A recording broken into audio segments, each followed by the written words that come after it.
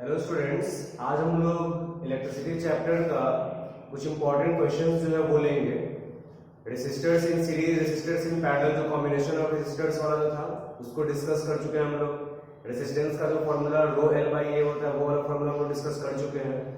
तो ये सब को डिस्कस कर लेने के बाद अब जो हम लोगों को कुछ क्वेश्चंस को लेना है, डिस्कस करना है। ठीक है, इंपॉर्टेंट क्वेश्चन है, इसको समझना जरूरी है ताकि यहाँ तक जो हम लोग पढ़ चुके हैं यहाँ वहां तक से रिलेटेड जो भी क्वेश्चंस है वो हो जाएगा, तो वो सब टॉपिक्स क्लियर रहेगा। ठीक है, और क्वेश्चंस बनाने में भी दिक्कत नहीं आएगी। तो आप लोग क्वेश्चंस एनसीईआरटी से और दी किसी रेफरेंस बुक से आप लोग बना सकते हैं। ठीक है, तो जो भी क्वेश्चन बताया जा रहा है कुछ इंपॉर्टेंट क्वेश्चन लेकर हम सॉल्व इसको कर देते हैं। तो जैसे इसमें एक क्वेश्चन है एनसीईआरटी का ही एग्जांपल 12.6 का एक क्वेश्चन है, एग्जांपल 12.6 का, जिसमें बोला a wire of given material having length L and area of cross section A has a resistance of 4 ohm. कोई एक वायर है, उसका लेंथ L, लेंथ जो है वो L के बराबर दिया हुआ है उसमें, और एरिया जो है वो दिया हुआ है, क्रॉस सेक्शनल एरिया जो है वो A दिया हुआ है, और बोल रहा है कि रेजिस्टेंस उसका 4 ओम के बराबर है। ठीक है, what would be the resistance of another wire of the same material having length L by 2 and cross section 2A। बोल रहा है कि एक दूसरा वायर है, ठीक है, दूसरा वायर है जिसका मटेरियल सेम, ठीक है, मटेरियल सेम है, तो लेकिन लेंथ को आधा कर दिया गया है और एरिया ऑफ क्रॉस सेक्शन को 2 गुना कर दिया गया है, तो उसका रेजिस्टेंस क्या होगा ये बताना है। ठीक है, तो इसमें सबसे पहले हम जानते हैं R is equal to rho L by A होता है।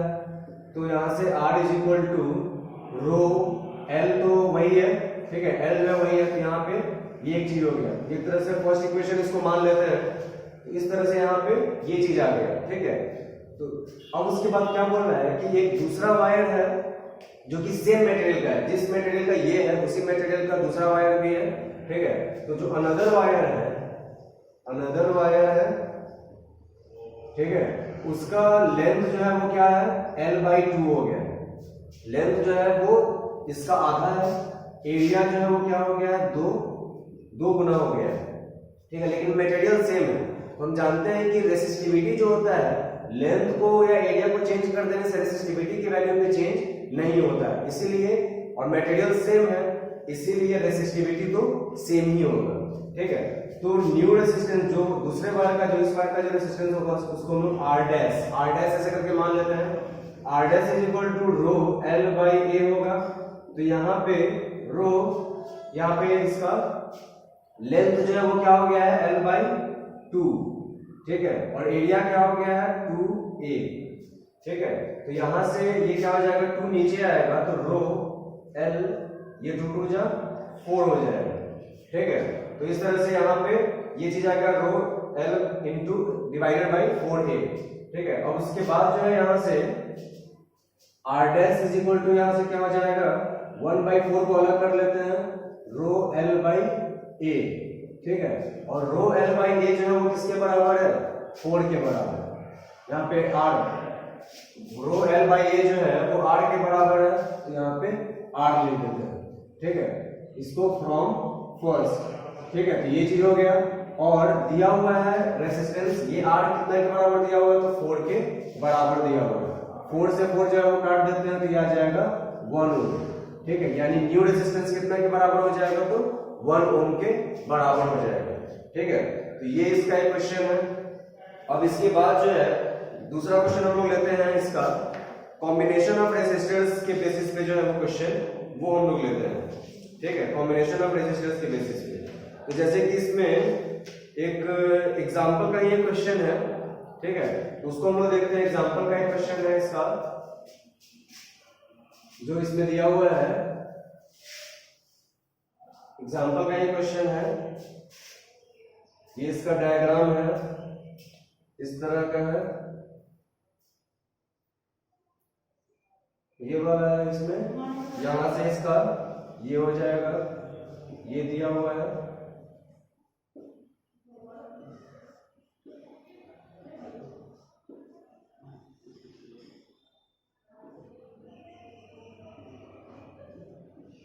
तो इसमें ये डायग्राम जो दिया हुआ है एग्जाम्पल 12.9 का है, यहाँ पे एमीटर है।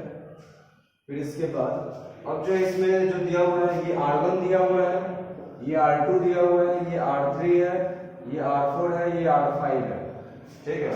और ये जो दिया हुआ है बैटरी जो है, ये 12 वोल्ट की बैटरी है यहाँ पे, ठीक है। तो बताना है इसमें इस पूरे सर्किट में ये पॉजिटिव टर्मिनल नेगेटिव टर्मिनल, तो करंट इधर से जाएगा, ठीक है।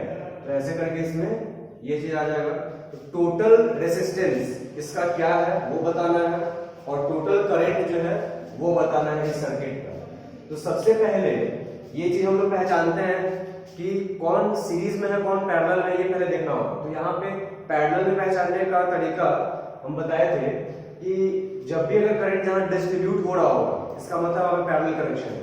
यहाँ पे जब करंट यहाँ से जो जाएगा वो कुछ इधर डिस्ट्रीब्यूट हो जाएगा, कुछ इधर डिस्ट्रीब्यूट हो जाएगा, ठीक है। तो ये दोनों क्या हो जाएगा, पैरेलल में हो जाएगा, ठीक है। ये पैरेलल में हो गया। वैसे ही करंट जो यहाँ पे जाएगा वो कुछ इधर बढ़ जाएगा, कुछ इधर बढ़ जाएगा, कुछ इधर चला जाएगा, ठीक है। तो यहाँ पे डिस्ट्रीब्यूशन ऑफ करंट हो रहा है, यहाँ पे डिस्ट्रीब्यूशन ऑफ करंट हो रहा है। इसका मतलब है कि ये पैरेलल में है और ये भी पैरेलल में है, ठीक है। तो इस तरह से इसमें पहले यहाँ पे इसको सॉल्व कर लेते हैं। R1 एंड R2, R1 की वैल्यू जो है वो दी हुई है, R1 R2 ये सब की वैल्यू जो है वो दी हुई है। तो उसको हम देख लेते हैं। R1 जो है वो कितना के बराबर है, R1 इज इक्वल टू दिया हुआ है 10 ओम, ठीक है। R2 इज इक्वल टू दिया हुआ है 40 ओम दिया हुआ है, ठीक है। R3 इज इक्वल टू 30 ओम दिया हुआ है, R4 इज इक्वल टू दिया हुआ है 20 ओम, और R5 इज इक्वल टू दिया हुआ है 60 ओम, ठीक है। ये जो है वो सब दिया हुआ है। बैटरी जो है वो 12 वोल्ट का है, ठीक है। अब उसके बाद जो है हम लोग देखते हैं। सबसे पहले R1 and R2 are in parallel, R1 and R2 are in parallel. R1 और R2 जो है वो पैरेलल में है, इसीलिए इक्विवेलेंट रेजिस्टेंस इसको हम लोग R' से नोट करते हैं। R' इज इक्वल टू क्या हो जाएगा, जब दो रेजिस्टर पैरेलल में हो तो इक्विवेलेंट रेजिस्टेंस निकालने के लिए डायरेक्ट फॉर्मूला बताए थे, R1 into R2 by R1 plus R2, ठीक है। ये हो जाएगा। तो R1 की जगह पे क्या है 10, R2 की जगह पे क्या है 40, और ये 10 plus 40, तो ये 400 by 50, तो 5 8 जा 48 ओम आ जाएगा, ठीक है। इन दोनों का जो इक्विवेलेंट रेजिस्टेंस आया वो कितना के बराबर आया, तो 8 ओम के बराबर, ठीक है। फिर इसके बाद इन तीनों को देखते हैं। R3, R4 and R5 are in parallel. ये तीनों जो है वो पैरेलल में है, इसीलिए therefore 1 by R double dash इसको रिप्रेजेंट करते हैं। ये क्या हो जाएगा 1 by R3 plus 1 by R4 plus 1 by R5, ठीक है। R3 जो है वो दिया हुआ है 30 के बराबर है, R4 जो है वो 20 के बराबर है, और R5 जो है वो 60 के बराबर है, ठीक है। तो यहां से 30, 20 और 60 का एलसीएम क्या हो जाएगा 60, 32 जा 23 जा और 61 जा, ठीक है। तो यहां से ये चीज क्या आ जाएगा 1 by R double dash is equal to आ जाएगा 3 2 5 1 6, 6 by 60, 6 10 जा 60 हो गया। तो यहाँ से R डबल डैश बराबर क्या हो जाएगा, इसको उलट देंगे तो ये भी उलट जाएगा, तो ये आ जाएगा 10 ओम के बराबर, ठीक है। R डबल डैश आ गया 10 ओम के बराबर आ गया इसमें। अब इसके बाद जो है इसका ओवरऑल एक फिगर बना लेते हैं। ये अब जैसे कि इन दोनों का जो इक्विवेलेंट रेजिस्टेंस है, इन दोनों का जो इक्विवेलेंट रेजिस्टेंस है उसको ऐसे दिखा देते हैं R डैश से, ठीक है। इसके बाद यहाँ पे बैटरी है,